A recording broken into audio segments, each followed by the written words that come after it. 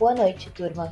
A missão de hoje é apresentar e explicar o protocolo HTTP, um protocolo de comunicação utilizado para sistemas de informação e hipermídia, distribuídos e colaborativos. Este agente estará lhe acompanhando durante essa missão, nosso agente androidino. E aí, pessoal, tudo bem? Boa sorte, estudantes. Espero que entendam do assunto mais do que eu ao final da explicação. O HTTP é executado em dois programas, um cliente e um servidor. Os dois executados em sistemas finais diferentes conversam entre si por meio da troca de mensagens HTTP. O HTTP define a estrutura dessas mensagens e o modo como o cliente e o servidor as trocam. O cliente é o browser que solicita, recebe e apresenta os objetos da web. É quem inicia a comunicação com o servidor, quem fala primeiro, geralmente solicitando serviços do servidor. O server é quem envia objetos em resposta a pedidos, fornecendo os serviços solicitados ao cliente. Então aqui temos o exemplo de como é a estrutura. O PC requisita para o servidor e o servidor responde para o PC, tudo isso pelo protocolo HTTP.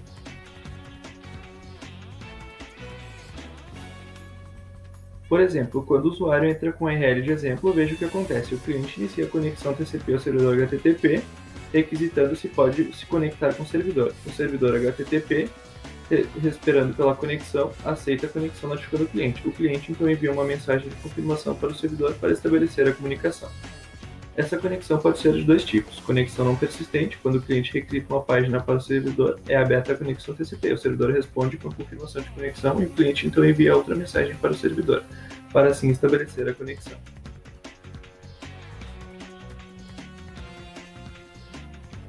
Na conexão não persistente, é aberta a conexão por parte do cliente, realizada a confirmação por parte do servidor e estabelecida a conexão por parte do cliente para cada um dos objetos. Conexão persistente. A forma de estabelecimento da conexão entre o cliente e o servidor é a mesma, porém a conexão não é aberta e fechada para cada objeto da página HTML, permanecendo aberta e múltiplos objetos são transmitidos na mesma requisição. Mas como é o formato dessas mensagens trocadas? A requisição HTTP possui um cabeçalho e um corpo de mensagem que informa ao servidor detalhes da requisição toda vez que realizada. Em toda requisição, um método é utilizado. Os métodos identificam qual ação deverá ser executada em um determinado recurso. Quando navegamos em um site, geralmente utilizamos o método GET. A requisição GET é feita via URL e tem uma limitação no tamanho da mensagem enviada. A string não pode conter mais do que 255 caracteres. Por outro lado, quando preenchemos e enviamos um formulário num site, este pedido geralmente vai via método POST, devido ao número de caracteres que enviamos na requisição. Diferentemente do método GET, os parâmetros do método POST vão no corpo da requisição e não na URL.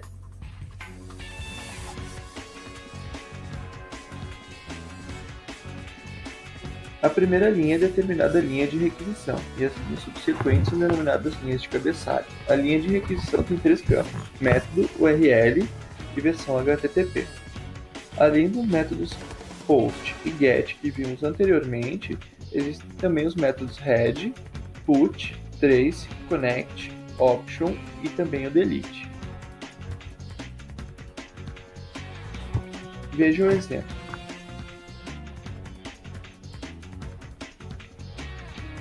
Mas, o que significa a linha de cabeçalho host?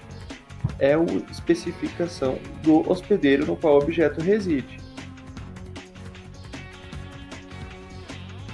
A linha de cabeçalho connection está dizendo ao navegador, ao servidor, que não quer usar conexões persistentes, que quer que o servidor feche a conexão após o envio do objeto requisitado.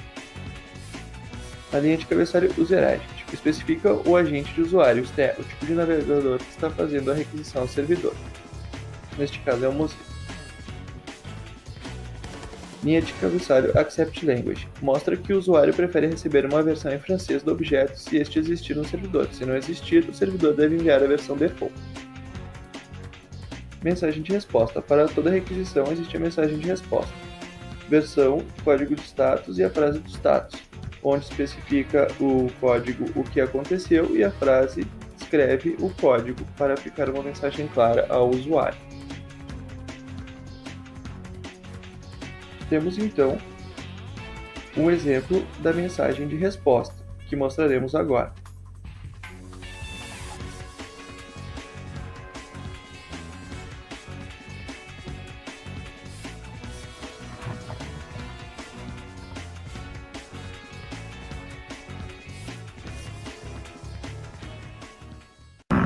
Para entender melhor a lógica do HTTP Request e HTTP Response, vamos ao seguinte exemplo. Ao fazer uma requisição via método GET em globo.com, o servidor da Globo responde com o HTML da página, que é um objeto, e dentro dele tem imagens, que são outros objetos. Do meu lado, que é o cliente, quando o browser interpreta o HTML e encontra uma referência, um objeto de uma imagem, é realizado um GET para buscar essa imagem no servidor, ou seja, é realizado outro request para buscar a imagem. Existem códigos de mensagens de retorno para saber o que está acontecendo com a requisição, se ela foi retornada com sucesso ou não. Para isso, existem os métodos e códigos que retornarão 100 e 101 para informativos, 200, 201, 202 e 204 para sucesso, 301, 302 e 304 para redirecionamento, erros no cliente, 400, 401, 403, 404, 405 e 406, e para erros no servidor, 500, 501 e 503. Vamos detalhar agora os campos do cabeçalho da resposta de uma requisição HTTP. O servidor usa Connection Close para informar ao cliente que fechará a conexão TCP após enviar a mensagem. Indica a hora e a data em que a resposta HTTP foi criada e enviada pelo servidor. Esta é a hora em que o servidor extraiu o objeto de seu sistema de arquivos, inseriu-o na mensagem de resposta e a enviou. Mostra que a mensagem foi gerada por um servidor web Apache. Indica a data e a hora em que o objeto foi criado ou sofreu a última modificação. A linha de cabeçalho Content Length indica o número de bytes do objeto que está sendo enviado, e a linha Content Type mostra que o objeto presente no corpo da mensagem é um texto HTML. Agora vamos falar sobre os cookies. Como o HTTP é stateless, ou seja, sem estado, não guarda nenhuma informação dos clientes. Então seria interessante que fosse possível saber qual usuário está acessando o site. Para isso, existem os cookies. Como ilustrado na figura, a tecnologia dos cookies tem 4 componentes. Uma linha de cabeçalho de cookie na mensagem de resposta HTTP, uma linha de cabeçalho de cookie na mensagem de requisição HTTP, um arquivo de cookie mantido no sistema final do usuário gerenciado pelo navegador do usuário e um banco de dados de apoio no site. Utilizando na figura como exemplo, vamos esmiuçar um exemplo de como os cookies são usados. Suponha que João, que sempre acessa a web usando o Google Chrome em seu PC, acesse o Amazon.com pela primeira vez, e que no passado ele já tenha visitado o site do eBay. Quando a requisição chega ao servidor da Amazon, ele cria um número de identificação exclusivo e uma entrada no seu banco de dados de apoio, que é indexado pelo número de identificação. Então, o servidor da Amazon responde ao navegador de João, incluindo na resposta HTTP um cabeçalho setCookie, que contém o número de identificação. Por exemplo, a linha do cabeçalho poderia ser setCookie 1678. Isso na resposta do HTTP. Quando o cliente recebe a mensagem de resposta HTTP, o navegador de João vê o cabeçalho setCookie e então anexa uma linha ao arquivo especial de cookies que ele gerencia. Essa linha inclui o nome de hospedeiro do servidor e seu número de identificação no cabeçalho. Observe que o arquivo cookie já possui uma entrada para o eBay, pois João já visitou esse site no passado. Toda vez que ele requisita uma página enquanto navega pelo site da Amazon, seu navegador consulta seu arquivo de cookies, extrai seu número de identificação para esse site e insere na requisição HTTP uma linha de cabeçalho de cookie, que inclui o número da identificação. Especificamente, cada uma de suas requisições do servidor da Amazon inclui a linha de cabeçalho cookie 1678. Então, ao acessar o site a primeira vez, é feita a requisição normalmente. Após, o servidor da Amazon responde com set cookie. Na próxima requisição ao site da Amazon, será passado o cookie para então o servidor da Amazon tratar essa informação e possuir um comportamento conforme as informações desse usuário. Dessa maneira, o servidor pode monitorar a atividade de João em seu site, e embora não saiba necessariamente que o nome dele é João, sabe com exatidão quais páginas o usuário 1678 visitou, em que ordem e quais os horários. Então, pode utilizar cookies para ter um serviço de carrinho de compra e a Amazon manter uma lista de todas as compras de João, de modo que ele possa pagar por todas elas ao mesmo tempo no final da sessão. Cache Web, também denominado servidor proxy, é uma entidade da rede que atende requisições HTTP em nome de um servidor web de origem. O Cache Web tem seu próprio disco de armazenagem e mantém dentro dele cópias de objetos recentemente requisitados, como ilustrado na figura. O navegador de um usuário pode ser configurado de modo que todas as suas requisições HTTP sejam dirigidas primeiro ao Cache Web. Uma vez que esteja configurado um navegador, cada uma das requisições de um objeto que o navegador faz é a primeira dirigida ao Cache Web. Como, por exemplo, suponhamos que o navegador esteja requisitando o objeto em sourcescoop.edu/campus.gif. Eis o que acontece. O navegador estabelece uma conexão TCP com o Cache Web e envia a ele uma requisição HTTP para o objeto.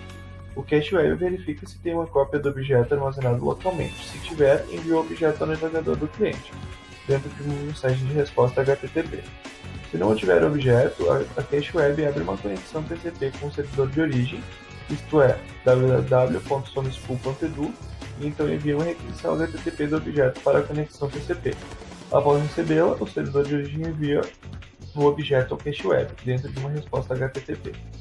Quando recebe o objeto, o Cache Web guarda uma cópia em seu armazenamento local e envia outra dentro de uma mensagem de resposta HTTP ao navegador do cliente, pela conexão TCP existente entre o navegador, o cliente e o Cache Web.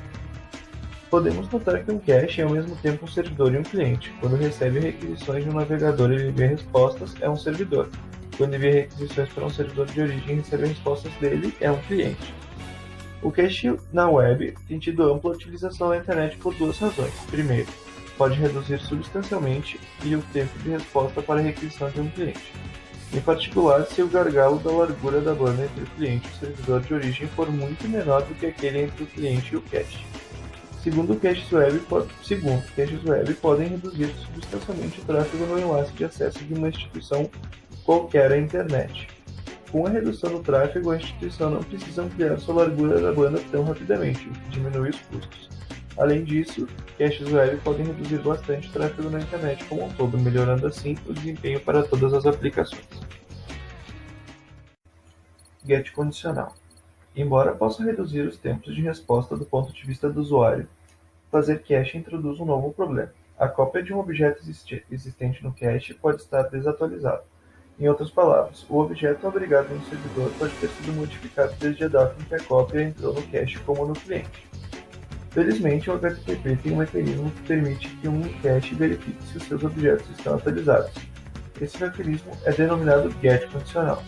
Uma mensagem de requisição HTTP é denominada uma mensagem GET condicional se usar o método GET e possuir uma linha de cabeçalho if modified since. Para ilustrar como o GET condicional funciona, vamos examinar um exemplo. Primeiro, um cache proxy envia uma mensagem de requisição ao servidor em nome de um navegador requisitante. Podemos analisar a imagem do método GET. Segundo, o servidor web envia ao cache uma mensagem de resposta com o objeto requisitado, como podemos ver na imagem anexo. O cache encaminha o objeto ao navegador requisitante, mas também o guarda em sua memória cache local. O importante é que ele também guarda, junto com o objeto, a data da última modificação. Terceiro, uma semana depois, outro navegador requisita ao cache o mesmo objeto, que ainda está ali. Como esse objeto pode ter sido modificado no servidor na semana anterior, o navegador realiza uma verificação de atualização emitindo um GET condicional. Especificamente, o cache envia o método GET com a condição if modified since. Note que o valor da linha de cabeçalho if modified since é idêntico ao da linha de cabeçalho last modified, que foi enviada pelo servidor há uma semana. Esse get condicional está dizendo ao servidor para enviar o objeto somente se ele tiver sido modificado desde a data especificada. Suponha que o objeto não tenha sofrido modificação desde 7 de setembro de 2011 às 9h23 e 24 segundos.